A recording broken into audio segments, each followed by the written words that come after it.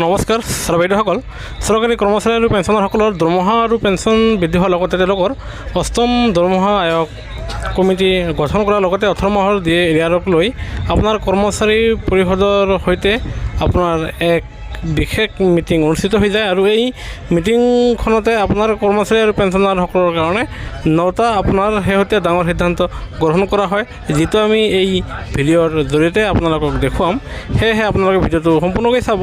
আনহাতে যিসকল ছাৰ বাইদেউ প্ৰথমবাৰৰ বাবে আমাৰ চেনেলটো চাই আছে তেওঁলোকৰ প্ৰতি এটা অনুৰোধ, বহুতো মানুহে আমাৰ ভিডিঅ' চাই কিন্তু অধিকাংশ মানুহে আমাৰ চেনেলটো এতিয়া ছাবস্ক্ৰাইব কৰা নাই। সেয়েহে আমি আশা ৰাখিছোঁ আপোনালোকে যদি একোজন চৰকাৰী কৰ্মচাৰী নাইবা পেঞ্চনাৰ, আনহাতে আপোনালোকৰ ঘৰত যদিও কোনো চৰকাৰী কৰ্মচাৰী নাইবা পেঞ্চনাৰ আছে তেনেহ'লে চৰকাৰী কৰ্মচাৰী আৰু পেঞ্চনাৰসকলৰ সৈতে জড়িত প্ৰতিটো তথ্য কৰিবলৈ আপোনালোকে নিশ্চয় আমাৰ চেনেলটোত লাইক এটা দি ছাবস্ক্ৰাইব কৰিব।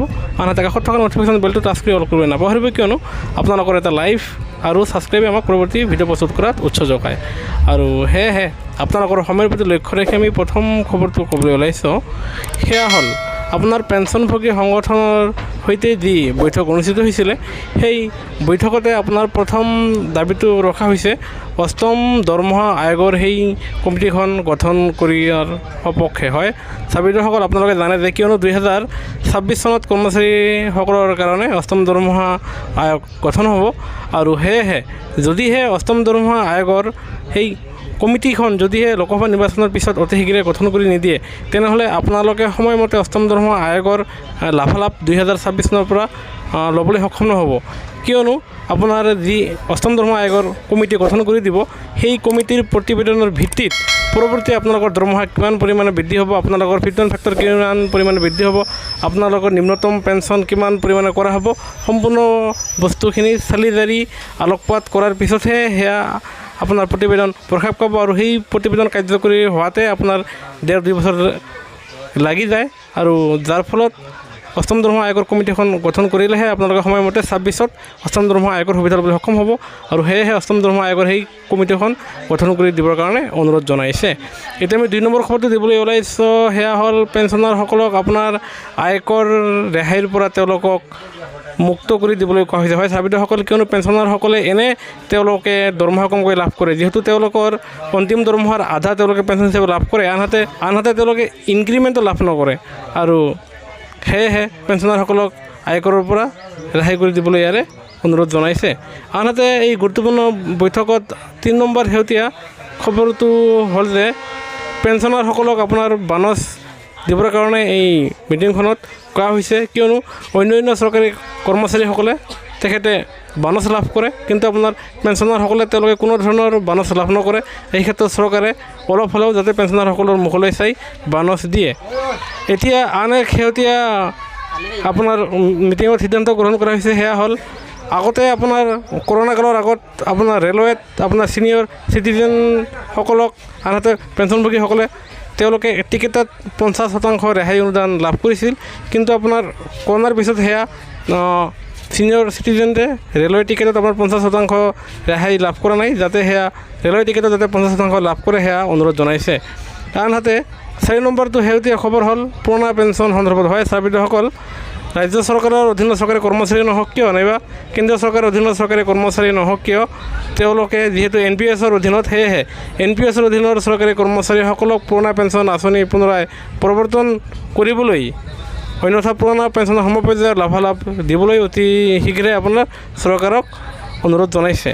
আনহাতে আন এক শেহতীয়া খবৰ সেয়া হ'ল কমিউটেশ্যন ৰেষ্টৰেশ্যনৰ যি পিৰিয়ড আপোনাৰ 15 বছৰ, সেই 15 বছৰৰ ঠাইত আপোনাৰ 12 বছৰ কৰিব লাগে। হয় ছাৰ বাইদেউসকল, কৰ্মচাৰী এজন অৱসৰ গ্ৰহণ কৰাৰ ফলত তেখেতৰ পেঞ্চনৰ পৰা যি কমিউটেশ্যন কৰা হয় সেয়া আপোনাৰ 15 বছৰলৈকে কৰা হয় আৰু যিটো অত্যন্ত দীঘলীয়া কাৰ্যকাল, সেয়েহে পেঞ্চনভোগী সংগঠনে সেয়া 12 বছৰ কৰিবলৈ অনুৰোধ জনাইছে আৰু যাতে সেয়া 12 বছৰ কৰে।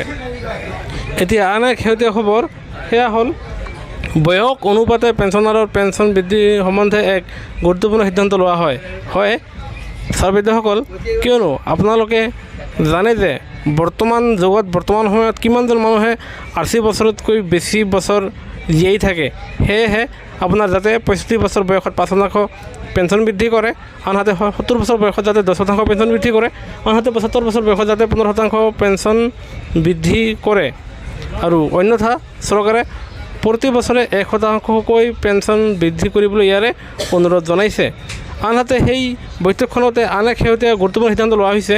এয়া চাওক আপোনাৰ নেশ্যনেল ইনক্ৰিমেণ্টৰ ওপৰত হয়।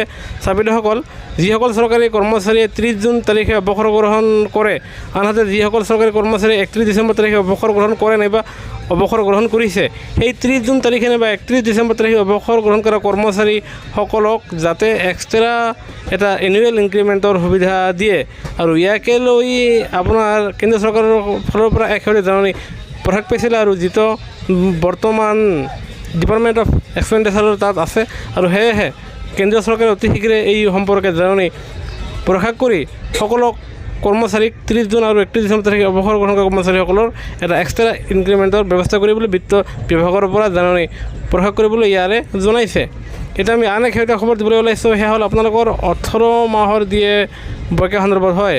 আজিৰ এই যিখন বৈঠক আছিল, সেই বৈঠকতে কৰ্মচাৰী আৰু পেঞ্চনাৰসকলে পাবলগীয়া 18 মাহৰ দিয়ে এৰিয়াৰৰ টকাকেইটা মোকলাই দিয়াৰ কাৰণে তেখেতসকলে অনুৰোধ জনাইছে। কিয়নো যি টকা আছে সেই টকাটো আপোনাৰ কৰ্মচাৰীৰ অধিকাৰ আৰু যিটো আপোনাৰ সুপ্ৰিম কোৰ্টে ৰায় দি থৈছে, যাৰ ফলত সেয়া চৰকাৰে কেতিয়াই ৰাখি থ'ব নোৱাৰে। আৰু সেয়ে 18 মাহৰ দিয়ে এৰিয়াৰৰ টকাটো মোকলাই দিয়াৰ কাৰণে ইয়াতে জনোৱা হৈছে।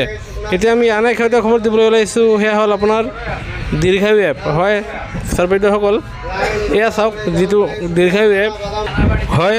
ছাৰ বাইদেউসকল আপোনালোকে দীৰ্ঘায়ু এপৰ জৰিয়তে আপোনালোকে যিকোনো সমস্যাৰ সমাধান পাবলৈ সক্ষম হ'ব। আপোনালোকৰ দৰমহা কিমান সময়, আপোনালোকে এৰিয়াৰ কিমানকৈ লাভ কৰে, আপোনালোকৰ পেঞ্চনৰ ধন কিমান, এৰিয়াৰৰ ধন কিমান, আপোনালোকে সম্পূৰ্ণ বিষয়বস্তুখিনি তাত চাব পাৰিব। এই ক্ষেত্ৰত আপোনালোকে গুগল প্লে ষ্ট'ৰৰ পৰা আপোনালোকে দীৰ্ঘায়ু এপটো ডাউনলোড কৰিব পাৰিব আৰু তাত PPO নাম্বাৰ দি আপোনালোকে তাত লগ ইন কৰিব পাৰিব। আৰু এই দীৰ্ঘায়ু এপটো খুবেই সহজ, আপোনালোকে সহজতে সেয়া আপোনালোকে উপযোগীকৈ সেয়া আপোনালোকে ব্যৱহাৰত ল'ব পাৰিব। আনহাতে কৰ্মচাৰীসকলৰ গ্ৰেচুইটিৰ ধন আপোনাৰ 25 লাখ টকালৈকে সেয়া বৃদ্ধি কৰা হৈছে। আৰু আপোনালোকৰ সেয়া গ্ৰেচুইটিৰ ধন পাবলৈ আপোনালোকৰ মুঠ চাকৰিৰ কাৰ্যকালৰ ওপৰত সেয়া নিৰ্ভৰশীল হয়। আৰু সেয়েহে চৰকাৰী কৰ্মচাৰী আৰু পেঞ্চনসকলৰ সৈতে জড়িত প্ৰতিটো শেহতীয়া তথ্য পাবলৈ আপোনালোকে নিশ্চয় আমাৰ চেনেলটো লাইক এটা দি ছাবস্ক্ৰাইব কৰিবলৈ নাপাহৰিব। ভিডিঅ'টো চাবৰ বাবে ধন্যবাদ।